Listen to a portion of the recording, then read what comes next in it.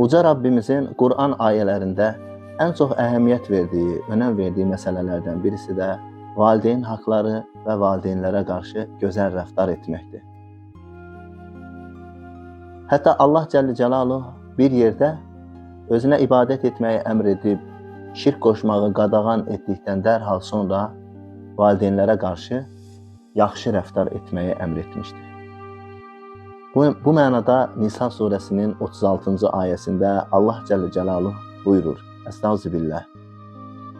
Va'budullaha və la tuşriku bihi şey'a və bil valideyni ihsana. Allah'a ibadət edin və ona heç bir şeyi ortaq qoşmayın. Valideynlərə qarşı yaxşı davranın. Ayədə yaxşı davranın ifadəsi ərəb dilində ihsan kəlməsi ilə verilib. Bu sözün mənası gözəllik və yaxşılıq mənasındadır. Lakin Qur'an və sünnədə, Qur'an və hədislərdə ihsan kəlməsinin daha dərin və daha incə mənalarına rast gəlirik. Belə ki, bu kəlmə başqalarına yaxşılıq edərkən Allahın rızasını nəzərdə tutmaqdır. Allahı görürmüşcəsinə yaxşılıq etməkdir. Həzrəti Cəbrail aleyhissalam bir gün Allah Rasulunun sallallahu aleyhi və səlləmin huzuruna gəlir və deyir: Ey Allahın Rasulü, ihsan nədir? Peyğəmbərimiz sallallahu aleyhi və səlləm isə belə cavab verir: İhsan, Allahı görürmüş kimi ona ibadət etməkdir. Hərçənd ki, sən onu görməsən belə o mütləq səni görür. Peyğəmbərimizin bu tərifindən də yola çıxaraq anlayırıq ki, valideynlərə qarşı ihsan yalnız fiziki və maddi yardımla deyil, hərəkətlərimizi Allah görürmüşcəsinə edərək, davranışlarımızı Allahın rızasını nəzərə alaraq yerinə yetirməkdir. Valideynin haqqına riayət etmədən Allahın rızasını tam şəkildə əldə etmək mümkün deyil. Rasulullah sallallahu aleyhi və səlləm bu mənada buyurur ki, Rıdar Rabbi fi rıdal valid və saxatur Rabbi fi saxatil valid. Allahın razılığı valideynin razılığındadır. Allahın qəzəbi isə onları qəzəbləndirməkdədir.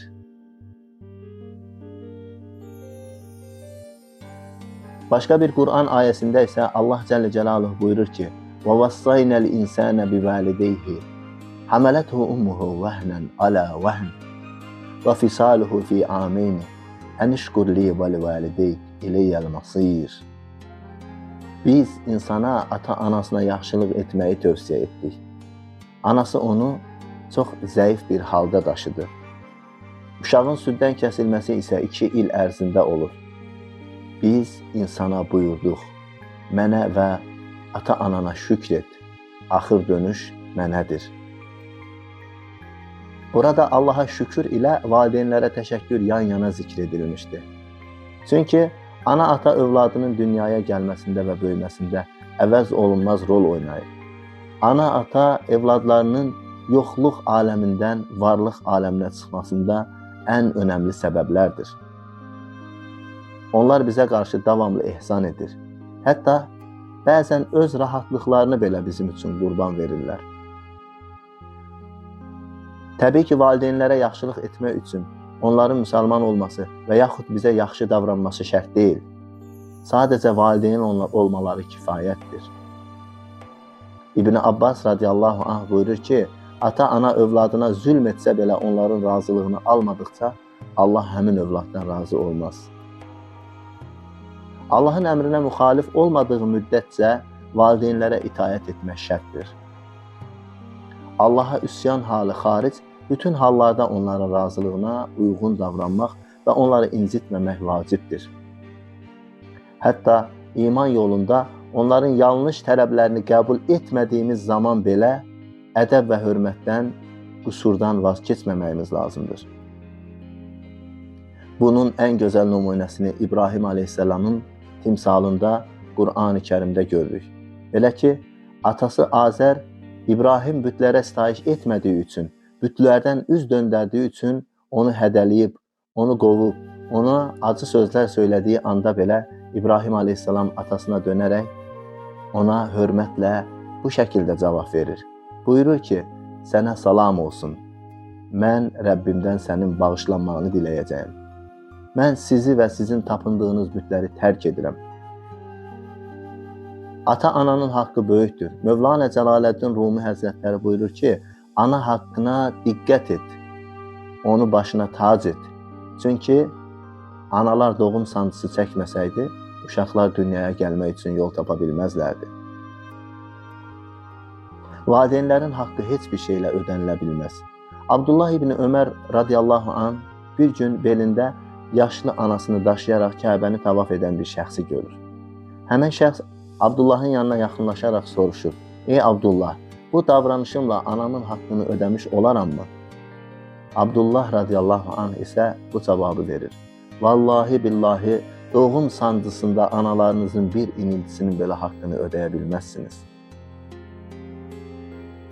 İslam dini hətta hicrət zamanında belə valideynlərin razılığını önə çıxarmışdı. Bir gün bir sahabə Allah Rasulunun sallallahu aleyhi və səlləmin huzuruna gəlib deyir ki, anamı atamı gözü yaşlı bir şəkildə geridə buraxdım və hicrət edib sənə gəldim ey Allahın Rasulü. Peyğəmbərimiz sallallahu aleyhi və səlləm isə cavabında belə buyurur: "Dərhal onların yanına get və onların üzlərini güldür." Valideynə yaxşılıq Allah qatında o qədər dəyərli bir əməldir ki, bəzən ən ağır daşı, qayanı belə yerindən oynadar. Allah Rasulü buyurur sallallahu aleyhi və səlləm: 3 şəxs bərabər yol gedərkən şiddətli yağışa tutuldular. Dərhal dağdakı bir mağaraya sığınıb və orada yağışdan qorunmağa çalışdılar. Birdən dağın üstündəki böyük bir qaya parçası yuvarlanaraq mağaranın ağzını bağlayır. Əlacsız qalan bu insanlardan biri digərinə belə səslənir: "Həyatımıza nəzər salaq.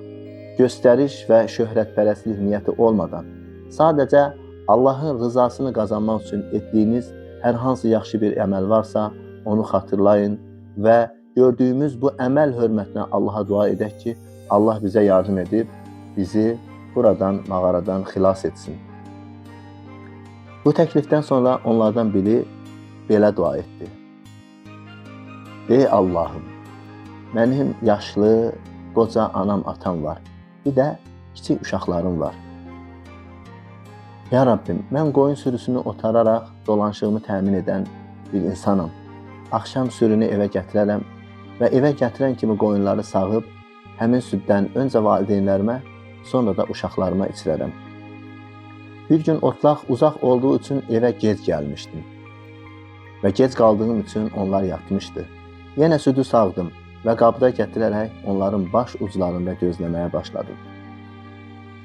Həm onları yuxudan oyandırmaq istəmirdim, həm də onlardan əvvəl də uşaqlarıma süd vermək istəmirdim. Uşaqlar isə ayağımın dibində aclıqdan sızıldayırdı. Həmin gün sübh namazına qədər onların başı ucunda gözləməyə davam etdim. Onları oyandırmadım. Ey Allahım, sən bilirsən ki, mən bunu sadəcə və sadəcə sənin rızanı qazanmaq üçün etmişəm. Və bu əməlimə xatir nə olur bizim üçün bu mağaradan bir yarıq aç deyə dua etdi. Və Allahın izni ilə daş yerindən oynayıb səma görünməyə başladı. Ata-anasına yaxşılıq edən insan haqqında Allah Rasulü sallallahu aleyhi və səlləm belə buyurur: Ana atasına yaxşılıq edən nə xoşbəxt insandır. Allah onun ömrünə bərəkət qatsın. Cenab-ı Allah Quran-ı Kərimdə valideynlərə itaət etmənin ədəb və ərkanını bizə bu şəkildə öyrədir. Buyurur ki, Əstəğfirullah və qada rabbuka əllə ta'budu illə iyyah və bil valideyni ihsana imma yablughanna indakal kibara ahaduhuma aw kilahuma fala taqul lahumā uff və la tenharhumā və qul lahumā qawlan karīmā waqfid lahumā janāha az-zull minər-rahmə və qul rabbirhamhumā kamā rabbayani saghīrā. Rabbiniz yalnız özünə ibadət etməyi və ana-ataya yaxşı davranmağı əmr etmişdir. Əgər onlardan biri və yaxud hər ikisi sənin yanında yaşlanarsa, onlara uf belə demə, onları danlama və onlara xoş söz söylə. Onları təvazükarlıqla mərhəmət qanadının altına sal və dua edərək de ki, ey Rabbim, Kiçikliyimdən onlar məni böyütdükləri kimi, şəfqət göstərdikləri kimi sən də onlara rəhmət et. Valideynlər yaşlı olduqda onlar bizim himayəmizə möhtac olarsa, biz onlara qürur və qısqanclıqla yox, mərhəmətlə davranmalıyıq. Dualarımızla onları Allahın mərhəmətinə həvalə etməliyik. Valideynləri incitmək çox qorxunc bir günahdır, çox təhlükəli bir haldır.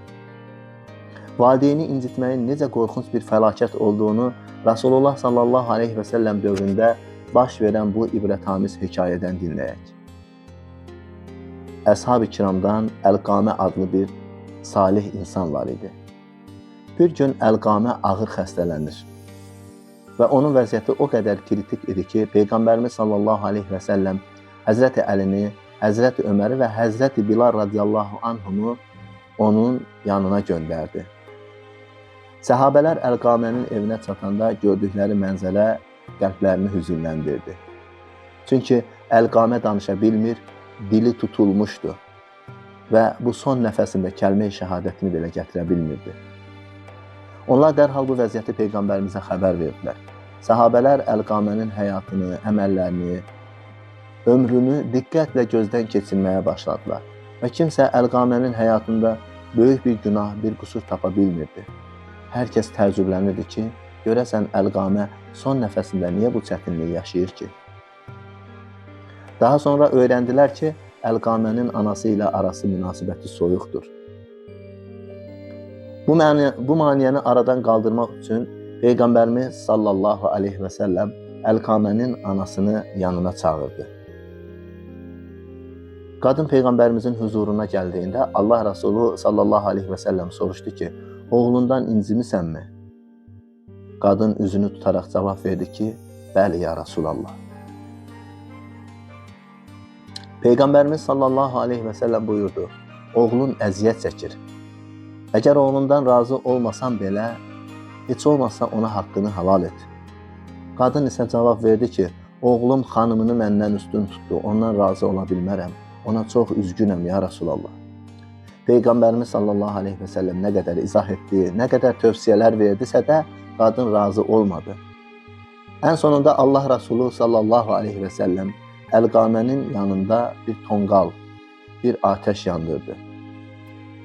Və buyurdu ki, nəfsim qüdrət əlində olan Allaha and olsun ki, sən ona öfkəli və darğın olduğun müddətcə onun nə namazı, nə də zəkatı ona heç bir fayda verməyəcək. Və Əlqamənin oda atılmasını əmr etdi. Qadın bunu eşitdiyi zaman, buraxın oğlumu dedi. Fəryad etdi. Allahı şahid tuturam ki, onu bağışladım, ondan razı oldum və ona haqqımı halal etdim. Və həmin o anda bir möcüzə gerçəkləşdi. Əlqamənin dili açıldı. O, asanlıqla kəlmə-i şəhadətini gətirib, imanla dünyadan köçüb vəfat etdi. Və Allah Rasulü sallallahu aleyhi və səlləm davamında buyurdu, ey mühacir və ənsarlar, kim xanımını və ya hər hansı bir dünya işini anasından üstün tutarsa, Allah onun ibadətlərini qəbul etməz. Allah Teala ona nə farz, nə də nafilə ibadətlərində fayda verməz. Valideynlərə ən böyük hörmət onların sağlığında göstərilən diqqət və qayğıdır. Ancaq vəfat etdikdən sonra da xeyir işlər görərək, dualar edərək, onların vəsiyyətlərini yerinə yetirərək onlara ehsan etmək mümkündür. Malik bin Rabiə radiyallahu anh Allah Rasulundan soruşur, anam, atam vəfat etdikdən sonra onlar üçün nə edə bilərəm? Allah Rasulü sallallahu aleyhi və səlləm isə belə cavab verir. Onlar üçün dua et, bağışlanma dilə, vəsiyyətlərini yerinə yetir, qohum əqrabalarına diqqət et və dostlarına hörmət göstər. Ən sonunda mövzumuzu Allah Cəllə Cəlaluhun Qur'anda bizə öyrətdiyi bu dua ilə bitiririk. Rabbənə xfirli və li valideyyə və lil-mü'mininə yevmə yəqumul hisab. Ey Rabbim, haqq hesaba çəkiləcəyimiz gün məni, ata-anamı və bütün möminləri bağışla. Amin.